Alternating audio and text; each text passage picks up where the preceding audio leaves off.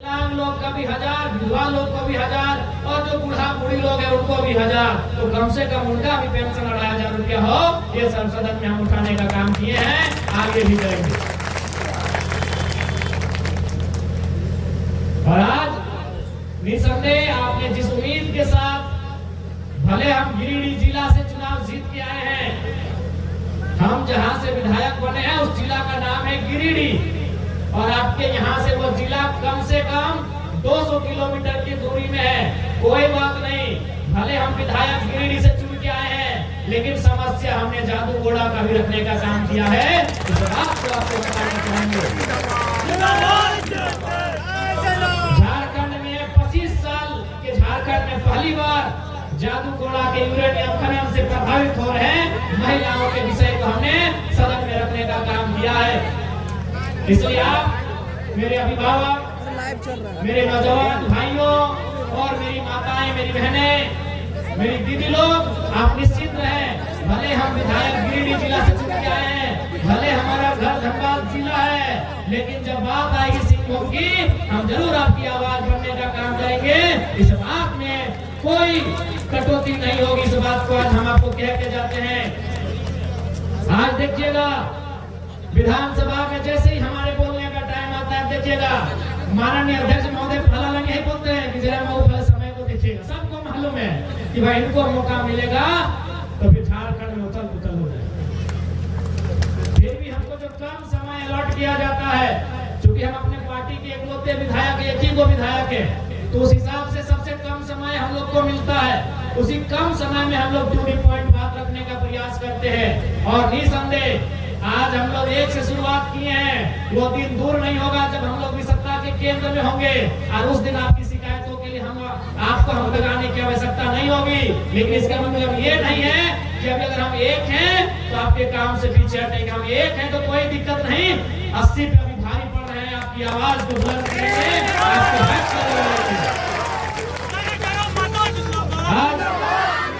यही नहीं, हमने जितने हमारे पुलिस भाई लोग हैं, जितने भी जवान हैं, आज इनको झारखंड में वर्दी भत्ता 4-4.5 हजार रुपया मिलता है, इनको उचित भोजन भत्ता भी नहीं मिलता है। हमने झारखंड के विधानसभा में दूसरे ही दिन कहा है कि पुलिस कर्मी जितने भी हमारे पुलिस हैं, उनको कम से कम बिहार के तर्ज पे 10,000 से ज्यादा वर्दी भत्ता देने का काम कीजिए। हमने ये भी कहा है कि अगर मुख्यमंत्री का परिवार है, अगर मंत्री का परिवार है, उनका बीवी है, बच्चा है, तो पुलिस कर्मियों का भी परिवार है। इसीलिए अगर कोई सिंहभूम का है तो उसकी नौकरी साहेबगंज में ना हो, उसकी नौकरी सरायकेला में हो, उसकी नौकरी पश्चिमी सिंहभूम में हो, पड़ोसी जिला में हो। हमने सरकार से यह भी मांग किया है, हमने सरकार से यह भी मांग किया है कि जो भी पुलिसकर्मी है या फिर जो भी सरकारी नौकरी करते हैं, आप उनको सिंहभूम वाला को गढ़वा भेज देंगे तो ठीक बात नहीं है। उसकी भी बूढ़ी माँ है, बूढ़े पिताजी हैं, उसका भी छोटा छोटा बच्चा है, तो ऐसा जगह उसको ड्यूटी दीजिए कि वो राज्य की भी सेवा करे और शाम को अपने माता पिता की भी सेवा करवाए। हमने इस बात को भी सदन में रखने का काम किया है। इसलिए आपका आशीर्वाद सराहनीय रहा है। आपके एक एक वोट से आपने जो आशीर्वाद देने का काम किया है, हम लोग आपके एक एक वोट का मान रखेंगे। और यदि आप चाहें तो एक बार पूरा झारखंड घूम के आइए, पूरे झारखंड में सिर्फ आप इतना बोल दीजिए कि हमने वोट जयराम महतो को दिया है। लोग कहेंगे आप कुर्सी में बैठिए, गिलास पानी पीजिए, आपका वो सम्मान झारखंड में मिलेगा,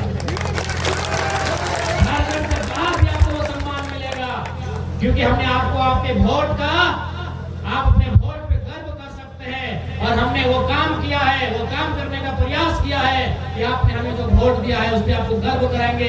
ये बात आज आपको हम कह के जाते हैं। अभी और आज 23 तारीख हो चुका है, 24, 25, 26, 27 और 4 दिन विधानसभा का सत्र चलेगा। इस सत्र में गैर सरकारी संकल्प 27 तारीख को बहस होगा। उसमें उस दिन हम लोग झारखंड में स्थानीय नीति और झारखंड में नियोजन नीति की मांग को पुरजोर तरीके से रखने का काम करेंगे, पुरजोर तरीके से उसमें बहस करने का काम करेंगे। आज ही आपको हम कह के जाते हैं, आज कितनी उम्मीदों के साथ ये राज्य दिया, हमने शहादत दिया तो दिया। अरे हमने टाटा जमशेदपुर हो, टिस्को हो, टेल्को हो, हिंडाल्को हो, हमने अपनी जमीनों को भी देने का काम किया है। इसलिए मैंने सरकार से मांग भी रखा है और आगे भी सदन में इस बात को रखेंगे कि जो भी निजी उद्योग है, कल ही आप मेरा बात सुने होंगे, कल उद्योग विभाग पे बहस था, कल ऊर्जा और उद्योग पे बहस हम कर रहे थे। उद्योग विभाग का जो डाटा मिला है उसे सुनकर आपके पांव से जमीन खिसक जाएगी। हमारी सरकार कहती है कि हम निजी यानी जैसे टाटा जैसी कंपनियां, निजी यानी हिंडाल्को, निजी यानी जो निजी कंपनियां हैं हमारे राज्य में, उन कंपनियों में भी 75% नौकरी झारखंडी को मिलेगा। लेकिन आपको जानकर आश्चर्य होगा, सरकार को हमने एक उत्तर मांगा था और सरकार ने इस उत्तर में दिया है कि अभी उनके पास डेटा 2.5 लाख मजदूरों का है, जिनमें मात्र 53,000 झारखंडी है, यानी 21%, जो कि काफी शर्मनाक है। किस प्रकार से हमारे राज्य के नौजवानों के हक को छीना जा रहा है। बताइए, सरकार क्या रही है कि देंगे 75% और मिल रहा है 21%, यानी 100 में 21 को झारखंडी है और 79-80 को बिहार, बंगाल, उड़ीसा के लोग यहाँ नौकरी कर रहे हैं। बताइए क्या ये सही है? अरे भाई, ये तो अन्याय है, ये अन्याय है, हमारे साथ घोर अन्याय है, ये हमारे साथ अत्याचार है कि राज्य हमारा, बलिदान हमारा, लहू बहा हमारा, और आप नौकरियां बांट रहे परदेशियों को। इसलिए इस राज्य की तमाम नियुक्तियां बेकार की बेकार हो जाएंगी अगर नीति नहीं बनेगी तो। बिना नीति की नियुक्ति बेकार हो जाएगी। इसलिए इसी सदन में हम लोग नीति बनाने पे जोरदार बहस करेंगे और आशा करते हैं उस दिन झारखंड के तमाम विधायक पक्ष विपक्ष छोड़ के, सरकार का गुणगान और चरण धोने का व्यवहार छोड़ के झारखंड के मसले में समर्थन देने का काम करेंगे। हम तमाम विधायकों को अपील करेंगे। आज नीति और पॉलिसी नहीं होने के कारण आज हमारे राज्य की दुर्दशा है। 40% खनिज देने वाला झारखंड राज्य आज बेरोजगारी के दंश को झेल रहा है, आज पलायन के दंश को झेल रहा है, आज प्रवास के दंश को झेल रहा है। इसलिए आज आवश्यकता अगर इस राज्य में है तो सबसे पहले इस राज्य को नीति बना के देना होगा।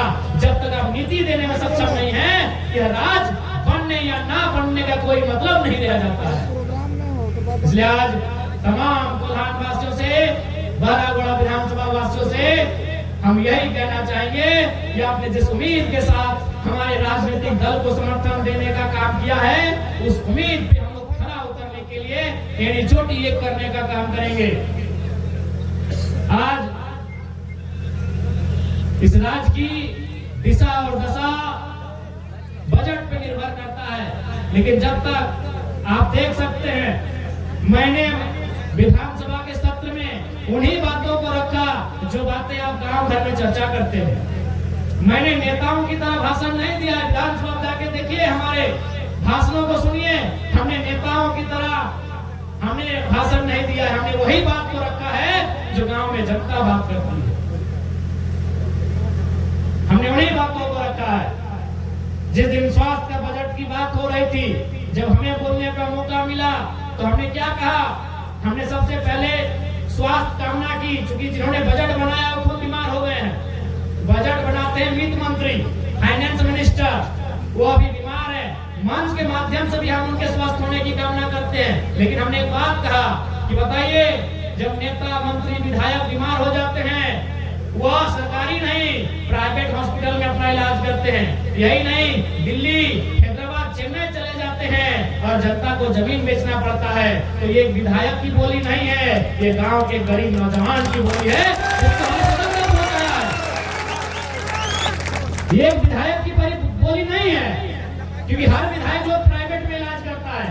अगर विधायक होता तो ये बात को बोलता ही नहीं है, क्योंकि उसको भी मालूम है हम बीमार होंगे तो हम भी प्राइवेट में इलाज कराएंगे। ये विधायक की बोली नहीं थी माताओं बहनों, ये गांव की बोली थी। बस हमने उस बात को वहां पहुंचाया। हमने कोई ऐसा बात नहीं रखा है जो विधायक जैसा बोला जाए। हमने वही बात रखा है कि जनता के बीच से आता है, चाहे वो शिक्षा का मामला हो, स्वास्थ्य का मामला हो, ऊर्जा विभाग का मामला हो, भवन का मामला हो, या कोई विषय का मामला हो, हमने आपकी बात को सदन तक पहुंचाया है। निसंदेह एक दिन तो हमें बोलने का अवसर भी नहीं दिया गया था। हमने खड़ा होकर कहा, अध्यक्ष महोदय, यदि आप नहीं चाहते कि हम नहीं बोले तो नहीं बोलेंगे, लेकिन आप ऐसा मेरा समय नहीं काट सकते हैं, क्योंकि ये प्रोटोकॉल है। हम एक लौते विधायक है अपनी पार्टी के, हमको आप 30 सेकंड का है ना मौका दीजिए, लेकिन डेली देना होगा, यही प्रोटोकॉल है। तो अध्यक्ष महोदय बोले कि नहीं जनाब बाबू, आपका चिट्ठी नहीं मिला। तो बोले हम सर 2-2 बार चिट्ठी भेजे हैं। इसलिए आज आपको भी मालूम हो चुका है कि आम व्यक्ति की बात करने के लिए आपको कितना संघर्ष करना पड़ता है। आप देखिएगा सदन को आप सुने होंगे, अरे आधा घंटा वे लोग तो कोई हेमंत सोरेन की बड़ाई में और कल्पना सोरेन की बड़ाई में आधा घंटा खत्म कर देते हैं, कोई इधर मोदी की